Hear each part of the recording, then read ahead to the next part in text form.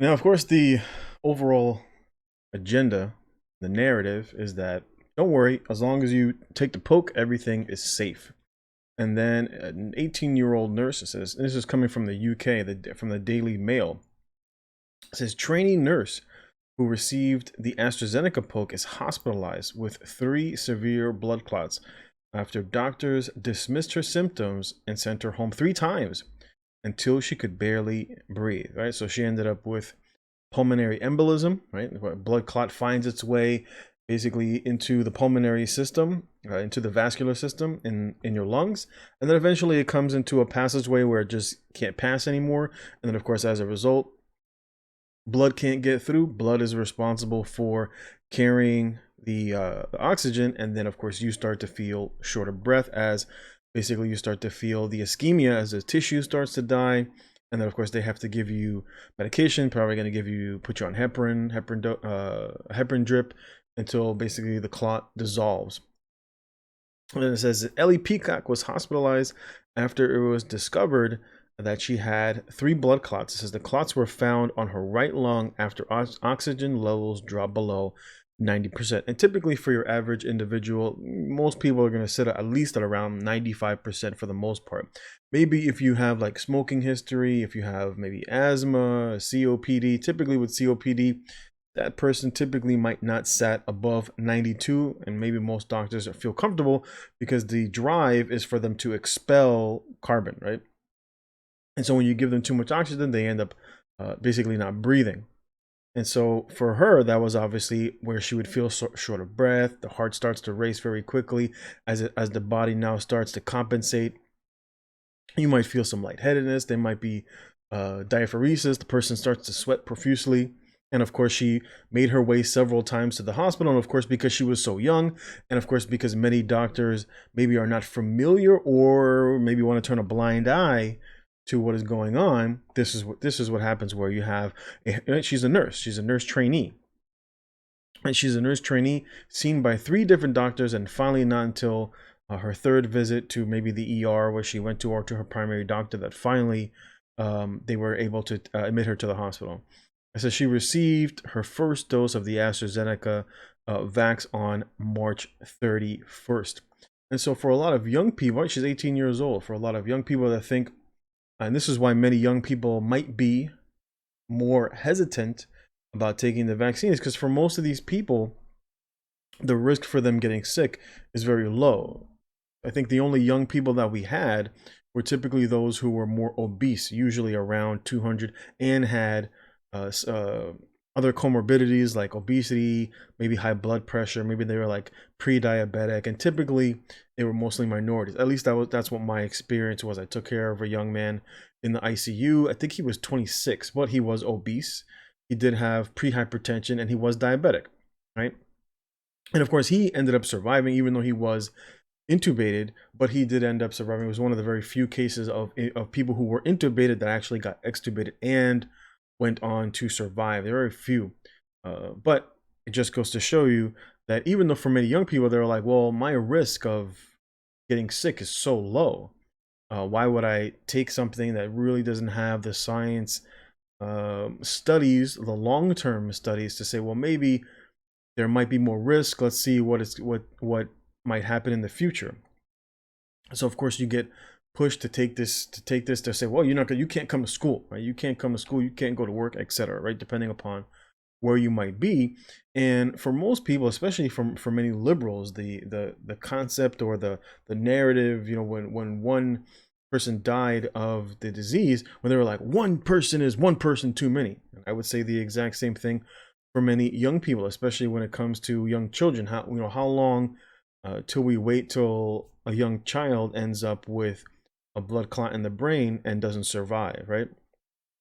Especially because from the CDC, from Dr. Fauci, that most of these individuals are not at risk, right? I think there were maybe 35 cases in the whole country. And so to just mass, inject people with this medication, we may be likely to see more individuals die from complications, whether it's blood clots or allergic reactions.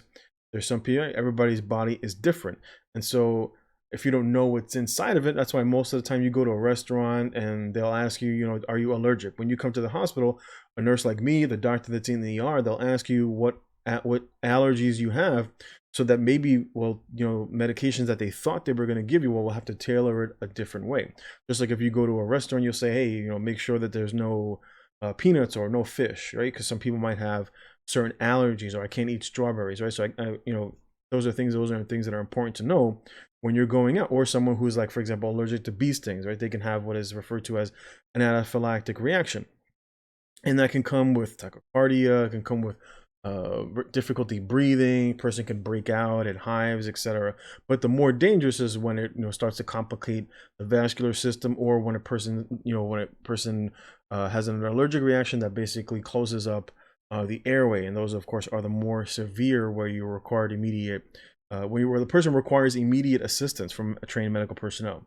So unfortunately for this young woman, this is the unfortunate result, but we hope that she will pull through. Now, though, of course, for a lot of Texans that are like, we're free out here, you know, it's amazing, you know, no masks, etc.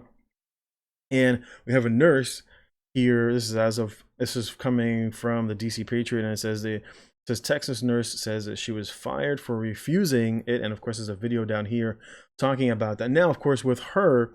Her thing was, you know, she's trained, she's been a nurse for quite some time, and she said, well, you know, I would like to know a little bit more about the information. What are the long-term study? What are the long-term side effects? So maybe I'll hold off on this. We'll wait and see if other individuals start to have complications, and then I'll wait and see if I want to take it. And basically, everybody's body is different. I remember at the very beginning, you know, because some people had allergies to the flu vaccination or the vaccines in general. And so they wanted to use that as an exemption. And they were like, well, whatever was in the flu vaccine, it's not in this one. And then you'd be like, well, can you tell me what's in it? And they'd be like, now, of course, they did offer her, this came out of Houston Methodist, right? This was announced last month, and that they were requiring all employees. And I know this will eventually come as a nurse. I'll be a nurse 10 years come June. And it's why I had resolved, more than likely, I would just walk away from nursing, or I would just end up going perhaps to another state, where, like Florida, where they don't have necessarily mandate. In New York, I have no doubt that at some point that they're going to push this route, or at least the businesses might push this route. And so I know I'm just basically biding my time until that time comes, and then I basically pull the ripcord on New York.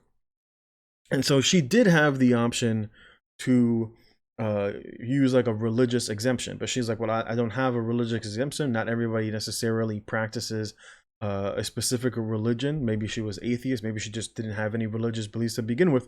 But her personal beliefs, she said, well, my personal beliefs were basically shut aside if I don't have a religious exemption, right? And that's basically what it goes on to say. It says, and I said, well, I don't have a religious exemption. I'm not doing this for religious reasons. I don't know. It says, I know.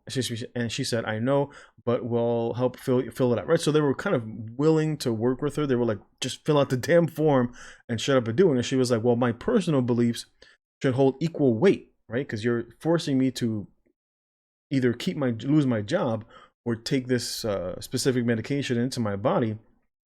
And of course, this is something that can have dramatic effects, especially because you can't sue anybody, right? So this young lady here, she can't sue anybody. She can't sue the drug maker. She can't sue the hospital. She can't sue the nurse. She can't sue the doctor. You can't sue anybody, right?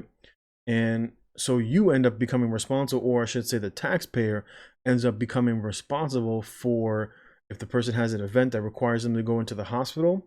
And, you know, that whole length of stay is either covered by you, the taxpayer, or it's covered by maybe the insurance company, which then just basically kicks it back over either to the government, etc. And so it just goes to show you that people's freedoms, even in places, for example, in like, you know, Texas, where they're like, we're free out here. And so Methodist basically just said, you're fired. And for some people, they're all like, well, I got antibodies. And the Methodist was just like, you're fired. You're fired. You're fired. And coming out of Texas, this was posted the other day by the Dallas County Health and Human Services. And for a lot of people out there, and this is what I've said, I've posted it several times, that people are like, you know, Texas is free, but this is still the narrative. The narrative hasn't changed just because your state doesn't require doesn't require you to wear a face covering, but it is slowly working its way for everybody basically getting the poke. This is the narrative. You see this in both um, Texas and in Florida, where people are just like, free out here, we're amazing, not like you liberal states, right? But every single day, Abbott, who is the governor of Texas, every single day posts talking about X amount of people have been poked. We've got this many people, this many percentages. Like, I don't know, like 70% of the people have already received the poke, and they're just like, make sure you get your poke while you're out there. Do the right thing, Texas, right? But of course, it's always willingly, never forced, right? And then like, cue the propaganda, and then like some clowns come out and the confetti, and they're like, come get your vax, right? And this is basically what people imagine is what freedom looks like in Texas, where you have literally the military walking out, and it says, we're going out tonight to administering the poke to bars. It says to bar goers in Deep Elam. It says by getting the poke, you'll be able to enjoy going out again, knowing that you're safe and protected. And it's like, thank you for that U.S. military. As you can see, these gentlemen end up walking what looks like to be a 7-Eleven. One guy, for some reason, wears a mask and he has gloves on. And I'm like, what are you doing? And I think he's the one that does the injecting anyway. But it's so weird. He doesn't have a mask. He's not even wearing his mask properly.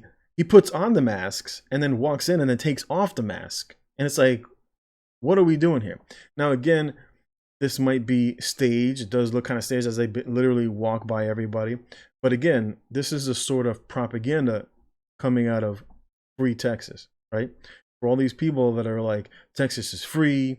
It's not like New York, not like liberal New York with your liberal governor. And I'm just like, bruh, are you kidding me?